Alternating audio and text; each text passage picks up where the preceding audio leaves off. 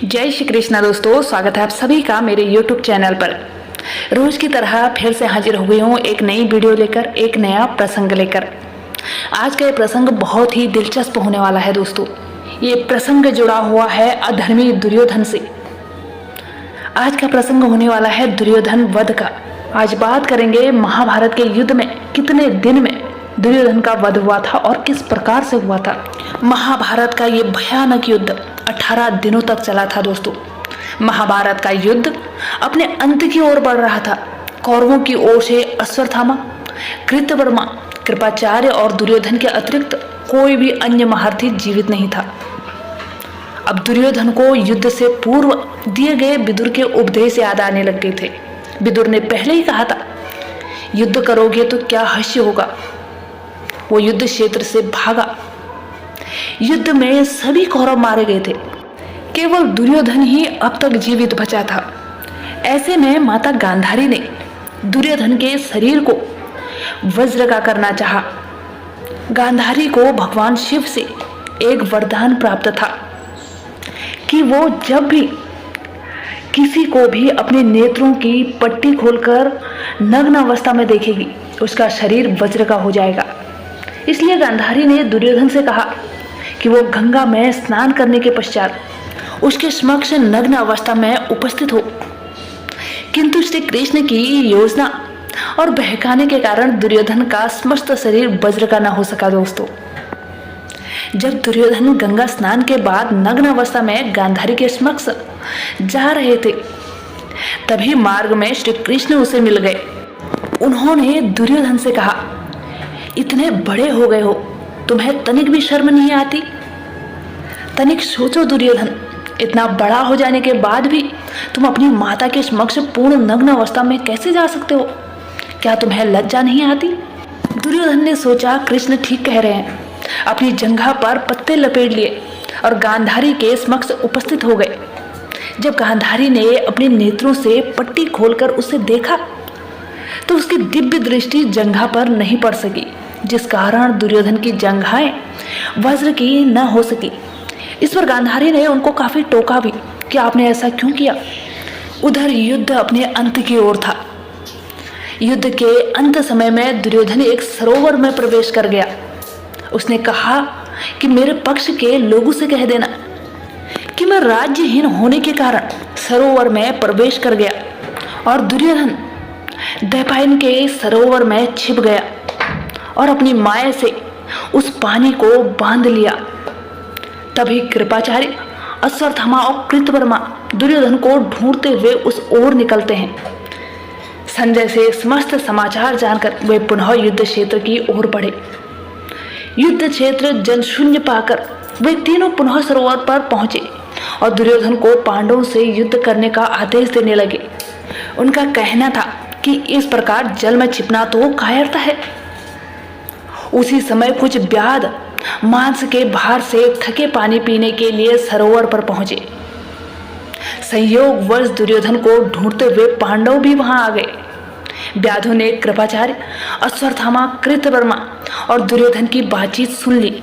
उन व्याधों ने धन वैभव के लालच में पांडवों को दुर्योधन के सरोवर में छिपने के स्थान को बता दिया।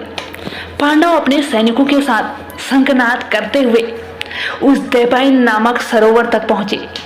अश्वत्थामा लोगों ने यह समझा कि अपनी विजय की प्रसन्नता के आवेग में घूम रहे हैं, अतः वे दुर्योधन को वहां छोड़ दूर एक बरगद के पेड़ के नीचे बैठ गए और भविष्य के विषय में चर्चा करने लगे। बाहर से दुर्योधन दिखलाई नहीं पड़ता था, अतः वे लोग आश्वस्त थे कि दुर्योधन सुरक्षित है। इधर वहां पांडवों ने पहुंचकर देखा कि सरोवर का जल माया से स्तंभित है और उसके अंदर दुर्योधन भी पूर्ण सुरक्षित है। श्री कृष्ण ने युधिष्ठिर को भी माया का प्रयोग करने का परामर्श दिया। युधिष्ठिर ने दुर्योधन को कायरता के लिए धिक्कारा और युद्ध के लिए ललकारा।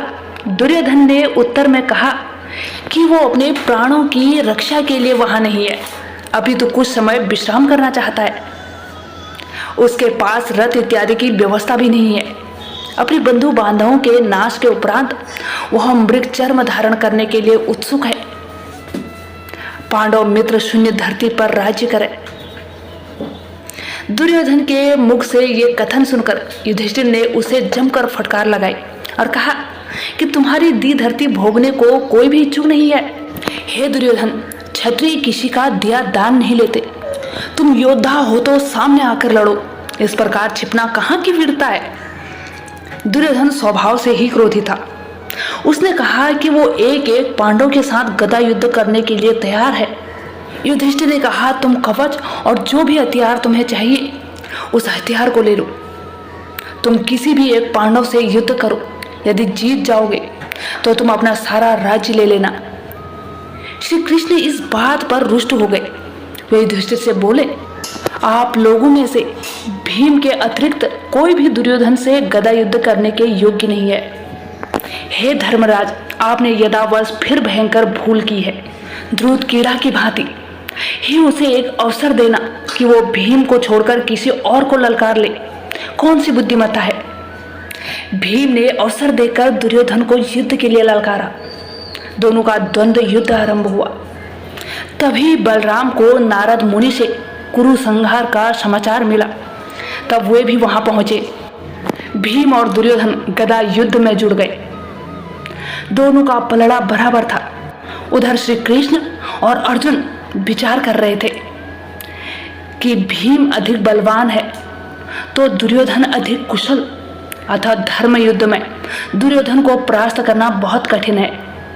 भीम ने द्रुत कीड़ा के समय द्रौपदी के अपमान पर यह प्रतिज्ञा ली थी कि मैं गदा मारकर दुर्योधन की दोनों जंघा तोड़ूंगा। भीम के देखने पर श्री कृष्ण ने अपनी बाईं जांघ को ठोका। भीम संकेत समझ गए और उन्होंने पैतरा बदलते हुए दुर्योधन की जांघ पर गदा से प्रहार किया और धराशायी हो गया। तो भीम ने उसकी गदा ले ली और बाएं पैर से भी उसका सिर कुचल दिया और साथ ही द्रुत कीड़ा और चीरहरण के लज्जाजनक घटना को दुर्योधन को याद दिलाया। युधिष्ठिर ने भीम को दुर्योधन पर पद प्रहार करने से रोका। उन्होंने भीम से कहा कि मित्रहीन दुर्योधन अब दया का पात्र है, उपहास का नहीं, जिसके तर्पण के लिए भी कोई शेष नहीं बचा है।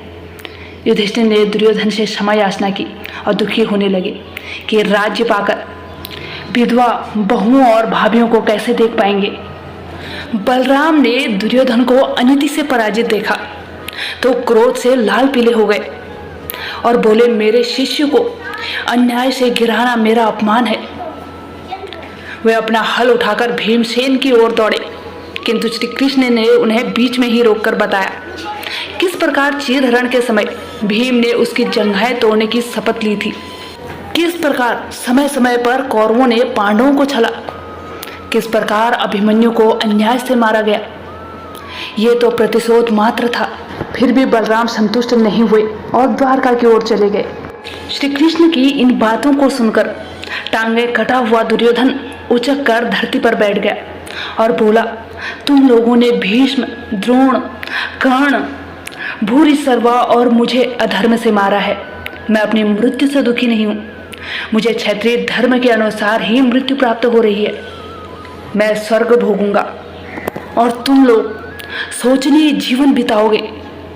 भीम के पद प्रहार का भी मुझे दुख नहीं है, क्योंकि कुछ समय बाद कौवे गिद्ध इस शरीर का उपभोग करेंगे। पांडव दुर्योधन को उसी स्थिति में छोड़कर चले गए। दुर्योधन तड़पता रहा। तभी संयोग से संजय वहां पहुंचे। दुर्योधन ने उनके सम्मुख सब वृत्तांत कह सुनाया। फिर संदेश वाहकों से अश्वत्थामा, कृपाचार्य और कृतवर्मा को बुलाकर सब कृत्य सुनाए। अश्वत्थामा ने क्रुद्ध होकर पांडवों को मार डालने की शपथ ली और वहीं पर दुर्योधन ने उन्हें कौरवों के सेनापति पद पर नियुक्त कर दिया। आज के प्रसंग में बस इतना ही दोस्तों। उम्मीद करती हूँ ये वीडियो आपके लिए नॉलेजेबल रही होगी। अगर हाँ तो वीडियो को लाइक करें और चैनल को सब्सक्राइब करें। तब तक के लिए जय श्री कृष्णा दोस्तों। राधे राधे।